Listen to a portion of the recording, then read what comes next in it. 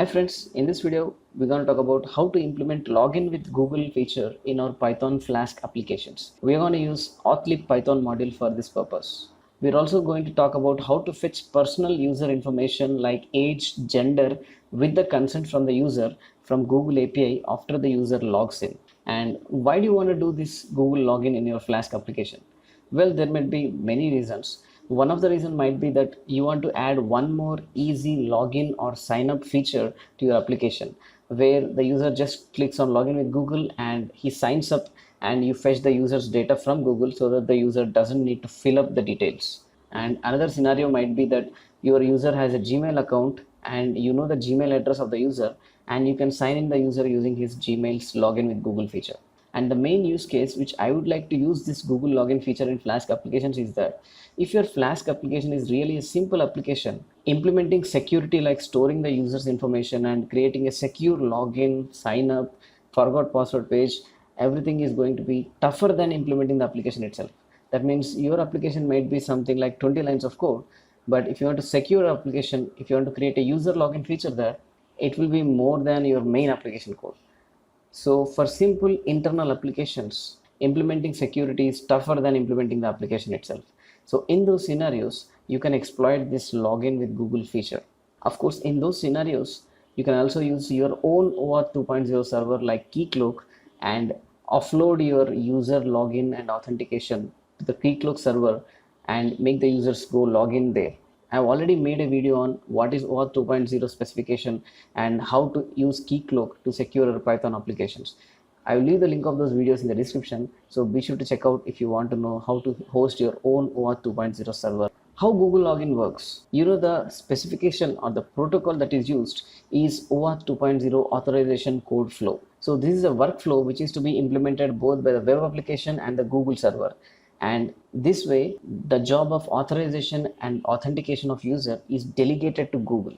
That means Google will securely log in the user for you and send the information about the login user to you. This way you don't need to implement the infrastructure of showing the login pages, showing the forgot password pages, or storing the users in a database, etc. So how does this OAuth 2.0 authorization code flow work, or how does Google login work? First the user logs in and the user will be redirected to the Google's login page, and after the users log in there, they will be redirected to our website with an authorization code. After getting the authorization code, since our web app will be registered at Google, our web application will send the authorization code, its own client ID and client secret to the Google server, and then Google will validate the credentials and the authorization code, and then it will give us an ID token and an access token. And ID token will contain the information about the user like his username, email address, etc. And access token can be used by the web application to fetch data on behalf of the user.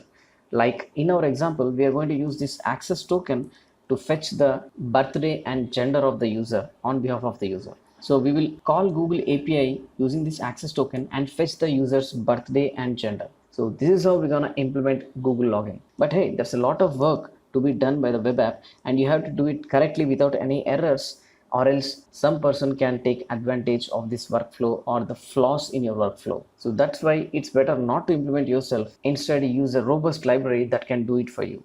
And that is where libraries like Authlib come into picture. You don't need to implement the workflow yourself. Instead, Authlib will do it for you. You just give the configuration to it, because OAuth 2.0 authorization code flow is a standard workflow, and that's why these libraries will implement those workflow robustly for you. All right, remember the step where we need to send authorization code along with client ID and client secret. These client ID and client secret will be obtained by the web application when you register at the OAuth server. So our web application which we are going to build should be registered in the Google. So before implementing the login with Google feature, you have to first register your Flask application. So for that, you need to go to the Google Developer Console. So let's search for Google Developer Console, and then you get the Google Developer Console. It's also called Google Cloud Console. And let's go to the home page. And this is how your Google Developer Console looks like. So first you have to register your application in this Google Developer Console, right? So for that, go to this menu and go for APIs and services. Remember, when you do login with Google, it will ask a user a consent screen where it will say that this application wants to know your birthday, this application wants to know your gender, is it okay for you, something like that. So that's the OAuth consent screen. So before doing everything, you have to create a project actually. So let's try to create a project. So here you can see select a project, and let's try to create a new project. Let's try to give it a name. So I'm going to write flask Google login demo. This is going to be a project, and I'm not attaching an organization. So let's try to create it straight away. All right, our project is created. You can see the project is selected, flask Google login demo. And if I go to the OAuth consent screen, it's asking whether it's an internal application or an external application. If it's an internal application, you have to specify which Google login is permitted to do the login using this login with Google button. So you have to explicitly mention which Gmails are whitelisted to log in into your application, or else you can give external where any Google account can log in into your application. So for our example, let's use external, and let's try to create the consent screen, and let's try to give the app name as learning software. The support email will be the email which I am using to create the project, and let's try to use a logo here, and let's try to give the home page of our application. I'm going to create a Flask application which will be hosted at localhost port 5000. So let me write http localhost port 5000. Since it's a demo, I'm using the same link for the privacy policy page. In your case, if your application is like abc.com, you have to write http abc.com, and the privacy page might be at abc.com/privacy. Let's give the email address for the developer contact information, and let's try to continue now. And you need to add scopes. In OAuth 2.0, while issuing an access token, you can give those some scopes. So for our example, you need scopes called OpenID, profile, email, gender, and birthday. So let's try to add those scopes. I'm going to access the email of the user, the profile of the user, the OpenID of the user. This is where you will get the email address, username, etc. There are two more scopes which I require, which is the birthday and the gender. But for those scopes to show up here, you have to actually enable the API, which is the Google People API. So first let's try to enable only these three scopes and save it. And let's try to save and continue, and save and continue here also. That's it. Let's go back to the dashboard. And now remember, I said we need to enable the scopes of birthday and gender separately. So for that, I need to go to the enable APIs and services, and click on enable APIs and services button here, and now search for Google People API. And here I got the Google People API, and now enable this API. The reason why I am enabling this Google People API is, if you enable this API, you can actually access the birthday and gender information of the user. So I've enabled the Google People API, and let's go to the OAuth consent screen again, and let's try to enable that scope in the consent screen. So let's try to edit the application again, and let's try to click next and click on add or remove scopes. And now if you search for birthday, you can see birthday.read scope from the People API.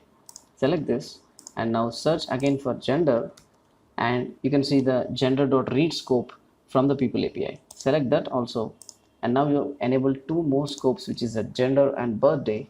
And now let's try to update, and you can see all the scopes which you have enabled for this consent screen, which is gender, birthday, email, OpenID connect information, and the profile information. Go to save and continue, and save and continue, and back to dashboard, and let's try to publish this app.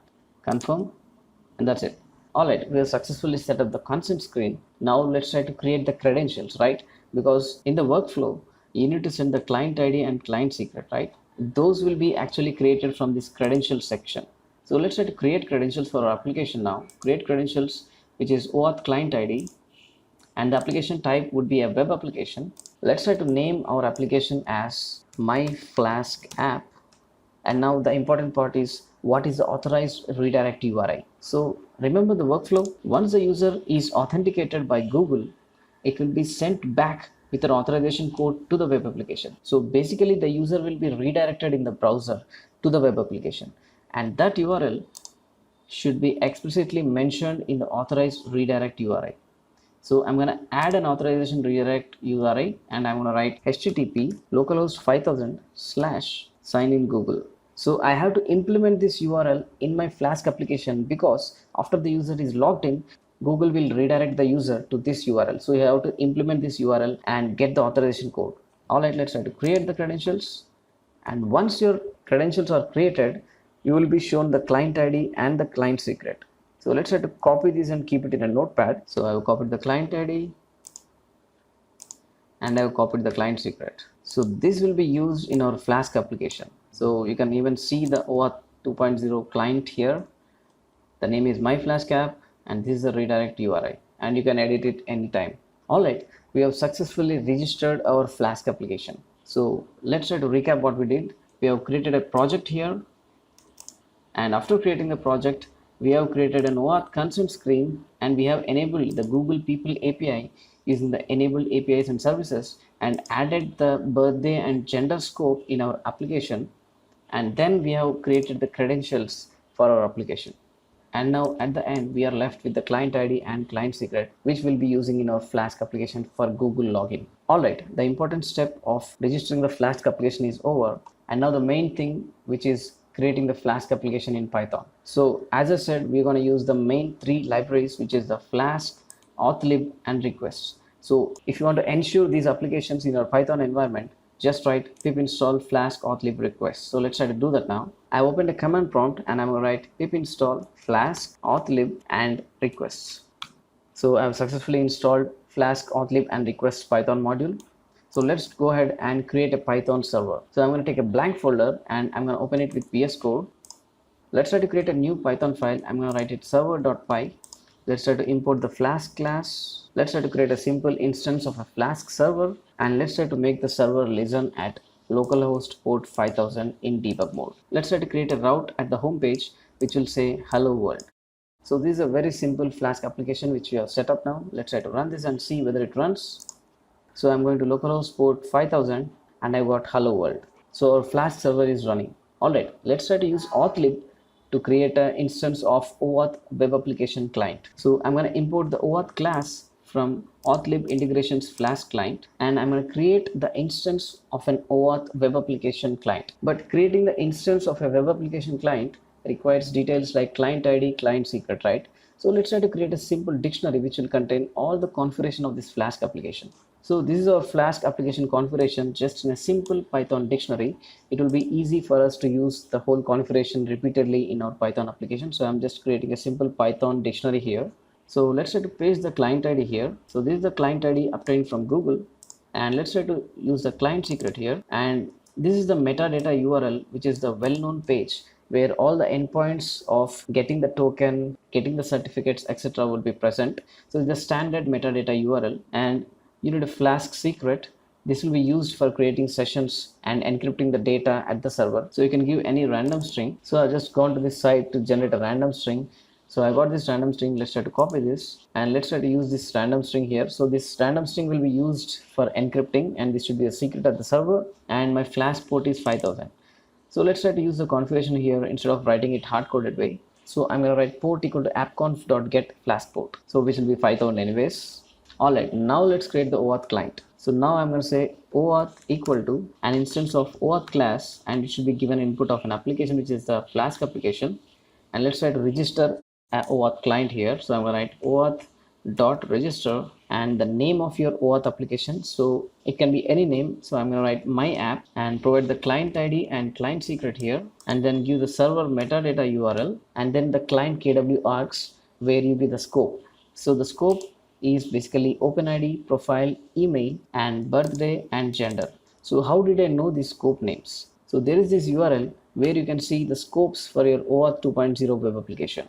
And here let's try to search for birthday, and here I got my birthday scope, and let's try to search for gender, and I got my gender scope. So these are the scope names, and notice the scope name should be separated by a space. So I have written OpenID space profile space email space birthday scope, the gender scope. Alright, I have mentioned all the scopes, and now I created a web application client that follows OAuth 2.0 authorization code flow. Alright, now let's create a login endpoint. So I'm going to write app.route/Google login, and let's try to define the route. So once the user comes to this route, you have to redirect the user, right? So for that I have a convenient function from Authlib which is return OAuth.myApp, which is the name of your application instance here, dot authorize redirect, and here you want to mention the redirect URI, and this redirect URI should match with the URI which you have mentioned in the Google Developer Console. So let's try to create an endpoint for that here. I'm going to write app.route/.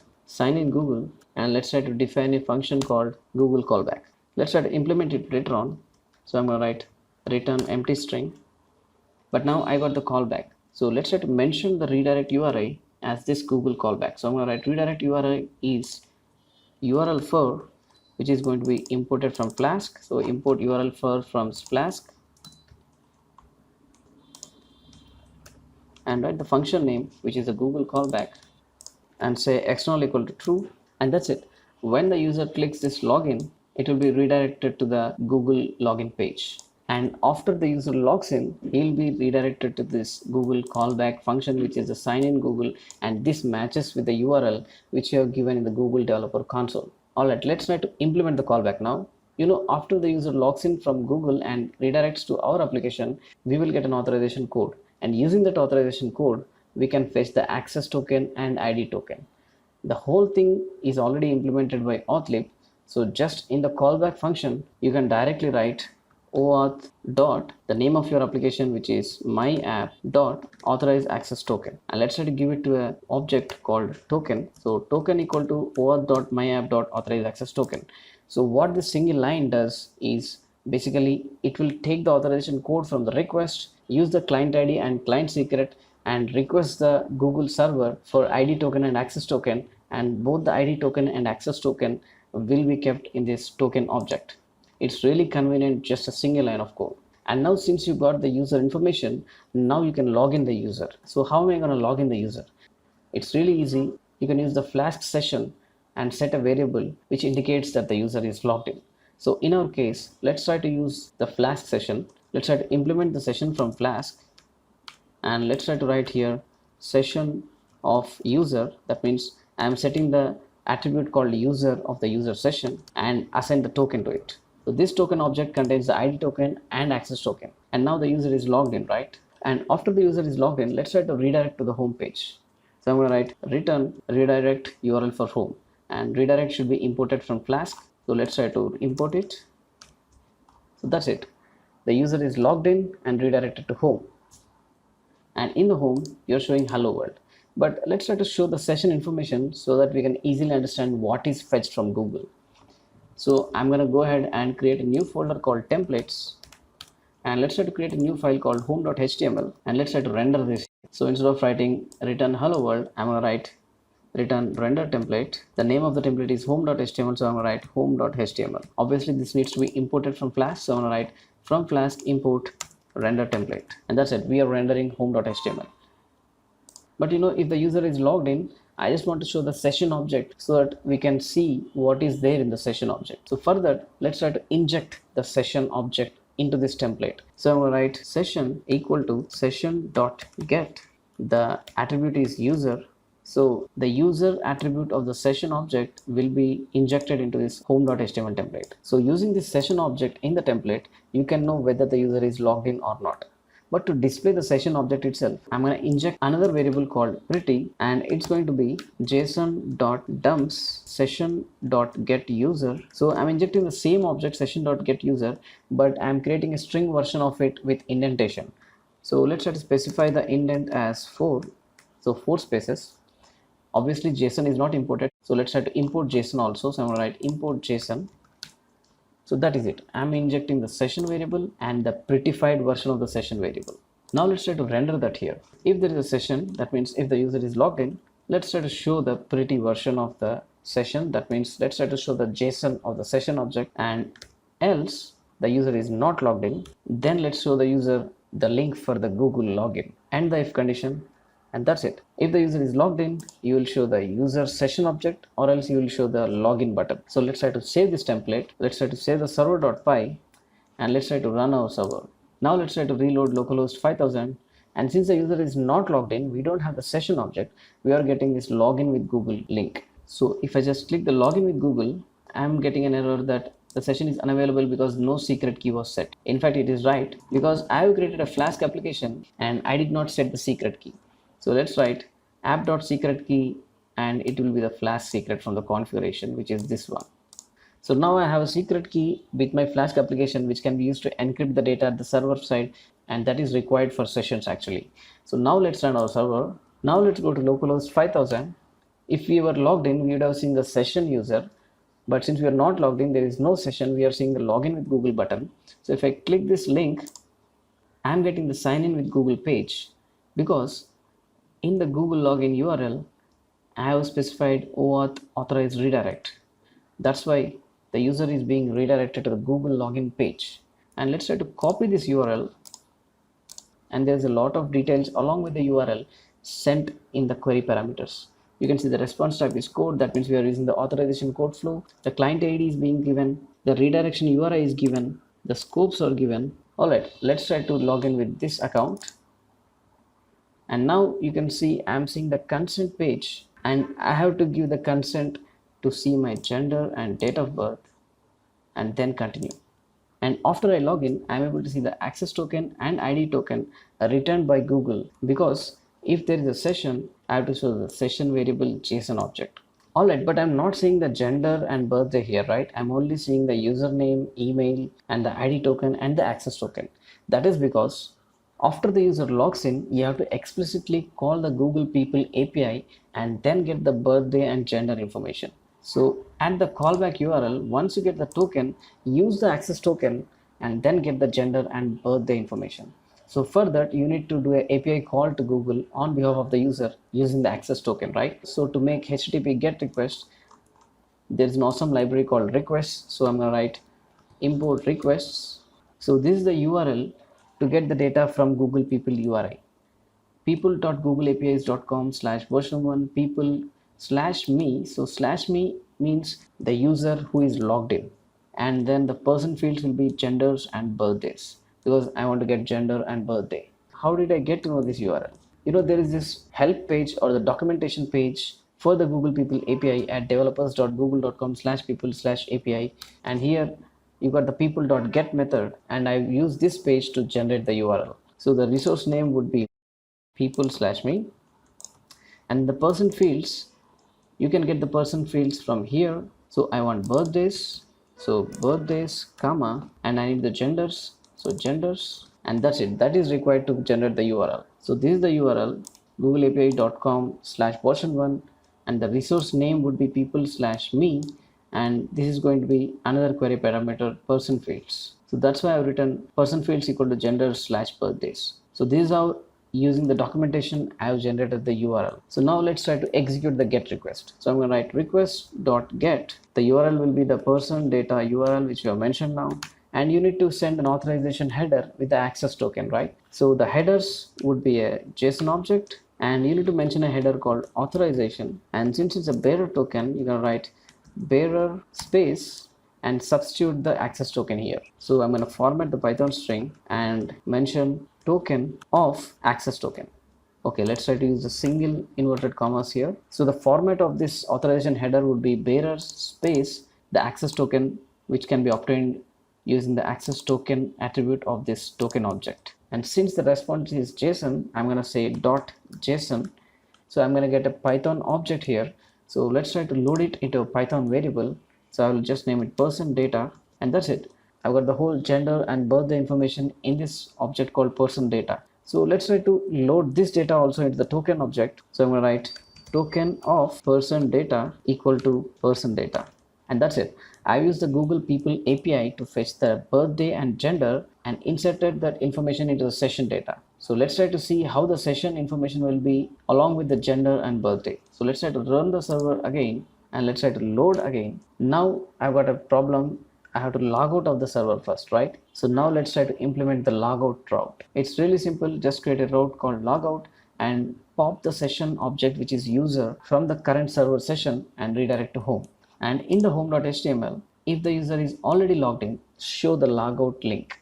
And this would be for the route logout, because the name of the function is logout. So I'm going to say logout here.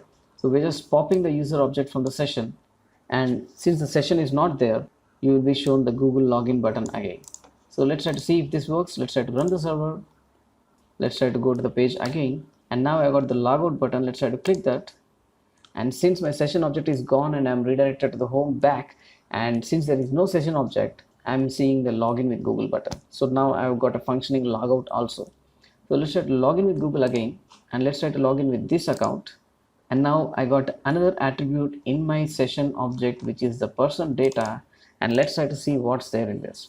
There are two attributes, which is birthdays and genders. And the birthdays object is actually an array which contains the birthday information. Actually, to get the birthday of the user in the array, check for an object which actually has metadata source type as account. In that object, you can see the date object where you can see the day, month, and year, which is the birthday of the user. Using this, you can even get the age of the user. And then for the genders, in the genders list, check for object which has metadata source type as profile and copy the value. And here the value is female. Alright, we have implemented login with Google in our Python Flask application. For that, you need to actually just implement two important endpoints, which is the login endpoint and the callback endpoint. And since we are using the Authlib Python module, you don't need to do much. You just have to use their API and give the configuration to it, and it will do the rest for you in a more robust and secure way. You can see I've created a blog post on implementing login with Google in our Python Flask applications. I have given you the notes, diagrams, the screenshots, and the source code so that you can copy paste and practice it in your own computer. If you are implementing for a public facing server, here in the redirect URI, you should give the domain name of your website like mywebsite.com, etc. But since for this demo, I have just used localhost. I've also given the references for the documentation and links for further reading. So please be sure to check out the link of this blog post in the description of this video.